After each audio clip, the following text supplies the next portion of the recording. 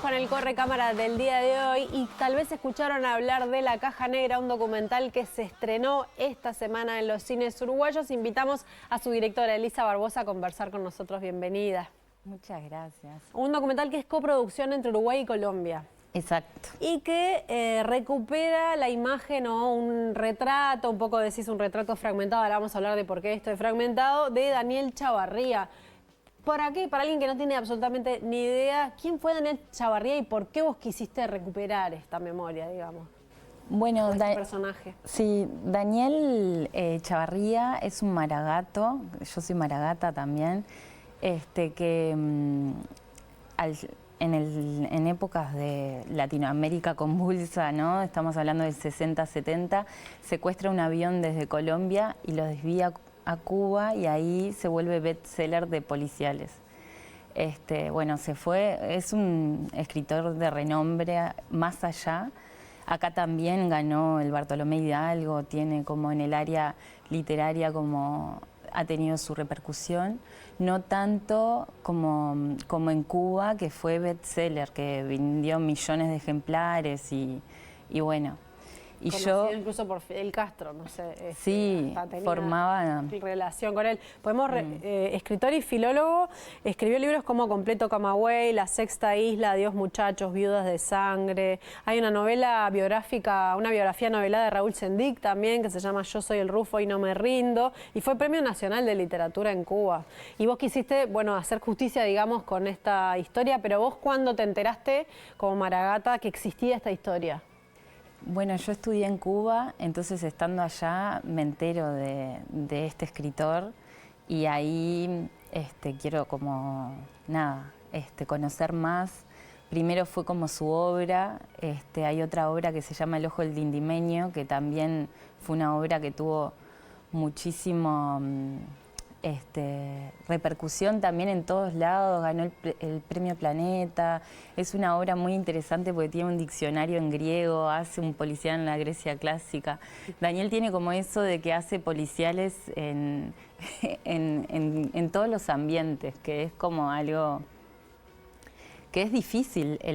La novela negra, hay países que funcionan más que otros también, ¿no? Como toda la idea de inteligencia, o qué es, ¿no?, un policial, o cómo cada lugar lo hace un policial, ¿no? Claro, de hecho él tenía algo de eso en su vida también, ¿no? Porque aparece en tu película esto de que cuando llega a Cuba, bueno, va a una casa en el medio del campo, se mete y dice, estoy escribiendo una novela sobre el Che, nadie pregunta mucho, pero hay todo un rumor sobre que era agente de la CIA, él mismo. Claro, porque en Cuba también funciona, la inteligencia funciona en cada cuadra. Tienen como, bueno, han salvado a Fidel Castro, creo que las cantidades de veces que salvaron su vida creo que debe ser el hombre más salvado. Yo me acuerdo de ver como 50 veces detuvieron un asesinato de Fidel, o sea, tienen un sistema de seguridad y de inteligencia muy grande, entonces ya en la isla se respira eso. Entonces, claro, los policiales tienen como una vivencia diferente también, siento. Es verdad. Bueno, y decís que es un retrato fragmentado de Daniel Chavarría y cuando uno lo ve hay cosas que no tienen mucho contexto, no está contado de una manera lineal, hay mucha poesía, podríamos decir. ¿Por qué elegiste contarlo de esta manera, menos tradicional, digamos? Yo, y a uno también un poco la pregunta anterior, en el momento de tratar de retratar, de encontrar a esta persona, de entender quién es Daniel Chavarría y de por qué también yo lo quiero retratar, una de las cosas que empezaron como también a cuestionarme es el lenguaje. ¿Cuál es mi lenguaje o en dónde yo me puedo comunicar mejor, ¿no?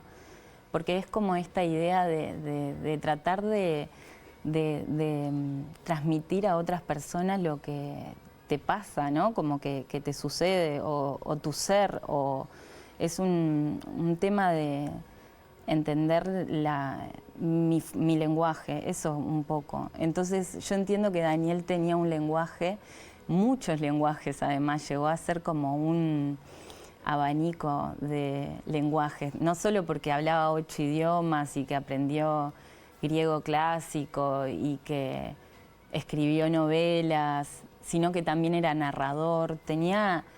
Él tenía como una forma de comunicar este ser bastante diversa y a mí eso me atraía mucho. Y bueno, creo que esta película fue también entender mi propio lenguaje a través de él, ¿no? Sí, hay imágenes de archivo que incluso, bueno, es como un revivir un poco la época tanto en Cuba como en Colombia. De hecho, vos filmaste en Uruguay, Colombia, Cuba, Grecia, Italia, España y Estados Unidos y todo se va tejiendo de una manera, eso, menos lineal. Pero hay imágenes de archivos tremendas de la época. ¿Te costó encontrar estas imágenes? Sí, fue muy difícil. El tema del archivo es algo complejo desde el hecho de que hay lugares que eliminaron su archivo y más en estos años, 60, 70, hay países que desapareció el archivo de una década. Y lo mismo a la hora de traerlo del fílmico, o sea, muchos países de Latinoamérica no tienen la posibilidad de digitalizar este fílmico, que capaz que sí tienen el archivo, pero no en digital. Claro. Entonces, como hay muchas aristas en cada lugar, en cada espacio, dependiendo de las vivencias, es como lo que encontrás. Nos pasó en Colombia que llegamos a encontrar de lo que necesitábamos 4 segundos nomás. Fue lo único que encontramos.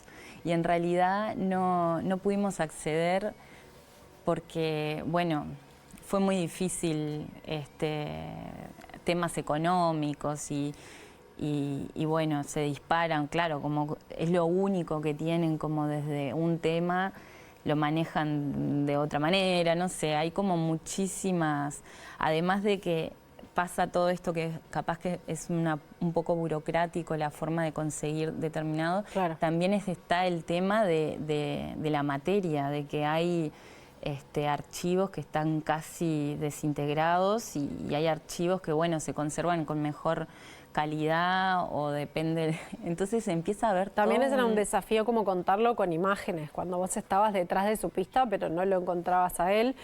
Y en ese sentido también es que aparecen, y me imagino, ¿por eso te llevó también 7 años? Sí, yo creo que un poco fue... El proceso de investigación fue lo más largo. Después el rodaje fue muy rápido y el montaje más rápido, o sea, empezó a suceder el tiempo diferente dependiendo. Pero sí, el momento de investigación fue difícil. Entrevisté muchísimas personas, pregunté mucho sobre él. Ellos tenían pocas cosas, se han mudado muchas veces y las mudanzas siempre se pierden cosas también. Entonces había una foto que para mí era importante y ellos no la tenían y al final, por haber tocado todas las puertas de sus amigos, encuentro esa foto en la casa de unos amigos. Entonces, como en realidad sí, fue... Y también hay un equipo, había un equipo de investigación en Cuba, un equipo de investigación en Colombia y un equipo de investigación acá en Uruguay. Bien. Una persona encargada, digamos, de cada país y otra que terminaba de gestionar. Claro. Sí. Hay 2 capas que tiene la película también un poco menos evidentes y te quiero preguntar por esas 2. Una es el lugar de los gallos, ¿sí? De la riña de gallos, incluso por cómo empieza. ¿Por qué incluirla? Bueno, para mí el gallo es como muy simbólico. A nivel de símbolo lo traigo por muchas capas distintas. Bueno, entre ellas está esta capa de la canción, que bueno, un poquito voy a mencionar la canción final, pero es el gallo rojo, gallo negro, que acá la cantaron los olimareños, pero así como la cantaron los olimareños, la han cantado muchos trovadores de Latinoamérica, como Violeta Parra, Víctor Jara. Bueno, nace en realidad desde Franco en España. Se dice que España en la Guerra Civil Española fue como un poco el escenario de lo que iba a pasar entre el fascismo y el comunismo también, ¿no? Entonces hay algo ahí como de reflejos, de realidades y de luchas y de peleas que está reflejado. Es algo que actualmente sucede y que para mí también era bueno como... Las riñas de gallo. La riña de gallo, hacerlos visibles porque es también... Sí. una forma, es un lugar donde realmente muy masculino, ¿no? Donde van hombres. Bueno, en su momento en Cuba la llegaron a penalizar, o las son ilegales desde el 67, porque obviamente ahí sucedían muchas, no sé, tratas, hay cosas que tenían que controlarlo y lo tienen que controlar en todos los países, pero sigue sucediendo, a pesar de, ¿no? Sigue sucediendo. Y bueno, en Cuba también suceden en lugares que es muy fácil de acceder y entonces... Bien, nada. por ahí al lado de los gallos que aparecen, pero también hay una capa que es la de la sexualidad. Y algunas Exacto. anécdotas muy fuertes y algo que tiene que ver con lo que pasaba ahí en el campo. ¿Por qué también decidiste abrir como esa ventanita? Por ejemplo, la escritura de Daniel ahora llegaste a mencionar, creo, el de Su mundo sigue andando, de mis memorias, que era una autobiografía. Él cuenta un poco sobre su trayecto de vida.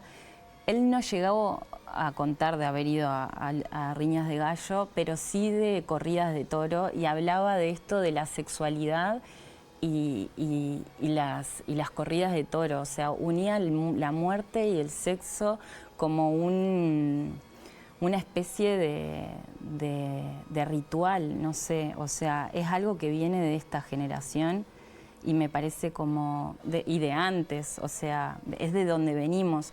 Yo creo que el documental también trae cosas para cuestionarlo en la mesa de lo que, de por qué está pasando, no sé, ciertas cosas. Son dos generaciones que están conversando, porque así como a lo que voy siento que el documental trae muchas luces y sombras, ¿no? Como para generar un volumen. O hay como construcción y desconstrucción, ¿no? Y para mí es importante entenderlo porque así como venimos desde estos mundos, ¿cómo lo hacemos para el día de hoy? ¿Qué es lo que vemos? ¿Qué es lo que percibimos?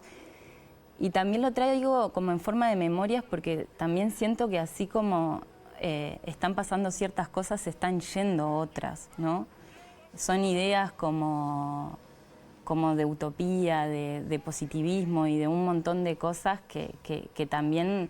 Que querías recuperar. Bien, estábamos hablando del documental La Caja Negra, que es un retrato fragmentado de Daniel Chavarría, pero yo te quería preguntar para terminar, porque vos sos cofundadora de Artemisa Lab, que es una postproductora colorista. Y para el que no tiene idea, es un oficio, todo un oficio dentro del cine. ¿Qué es ser? Vos te especializaste como colorista y además como colorista de documentales, que es algo bastante particular también. ¿Qué es ser colorista? Para que le cuentes a alguien que no tenga idea. Bien, sí, bueno, yo me especialicé en fotografía y esto al día de hoy también hablando, viste, de tiempos, porque antes era distinto ser colorista, porque antes uno coloreaba en fílmico, dependía de cuánto tiempo tenía que dejar la película en el revelador, el plano contra plano era a veces hasta temas de temperatura para poder igualar, tenía todo otro sistema.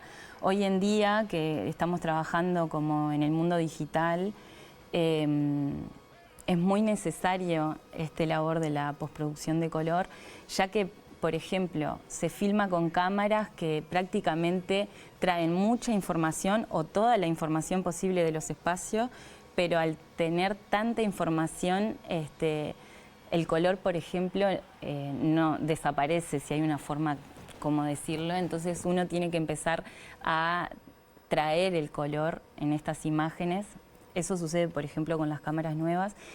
Y también hay todo un labor de construir una atmósfera, ¿no? Como los coloristas son los capaces de, cuando vos tenés una escena en una película, que no salgas de ese lugar, que todo y cada plano se sienta en la misma atmósfera.